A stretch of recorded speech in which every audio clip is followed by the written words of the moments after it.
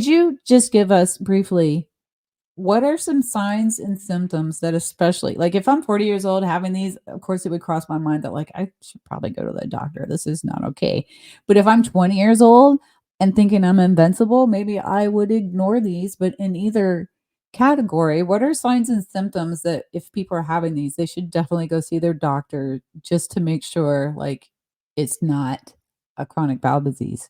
hmm Well, definitely, I would say, if you experience like frequent times where you've got days in a row where you've got to go to the bathroom a lot, I would be keeping track of, was it something you ate? How many times, um, where I would have a really bad day of where I went to the bathroom a ton, and I'd be like, oh, it must have just been something I ate. Mhm. Well, if that's happening frequently to you, it's probably more than just something you ate. It could mean that something you ate is flaring up your disease that you don't know you have. But frequent stomach pain, uncomfortable, especially if you start to food journal and you can track where there's certain things you're eating that are always causing a problem.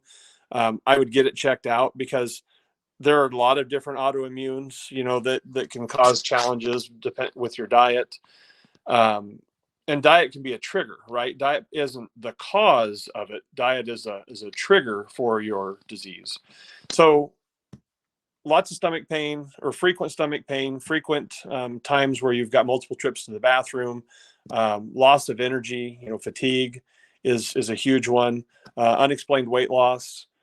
All of those are symptoms that you should definitely be talking to your doctor and pushing the issue, if they recommend a treatment that really doesn't end up doing anything.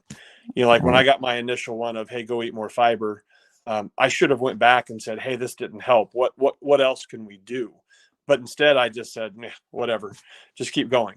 Yeah. Yeah. uh, so really paying attention, and if you start to get to a point where you think something's going on, tracking your symptoms.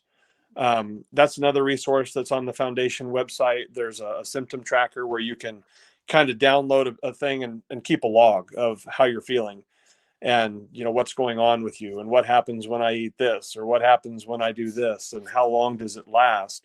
So I guess in a Well, I nutshell. know we emphasize the genetic component, but it does not necessarily have to be genetic. Is that true? Correct, yeah, it does Right. not. So it, don't be thinking, well, nobody else in my family has this, so I don't have it. It very exactly. well could be you. Yeah.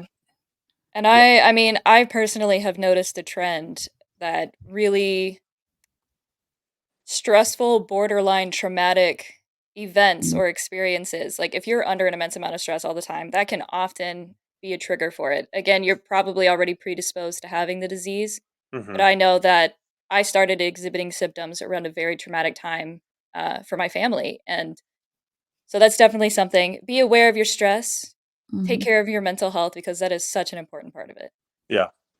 And Yep. don't go through it alone. You can't, and don't let anybody the unsolicited advice. That's a whole other show.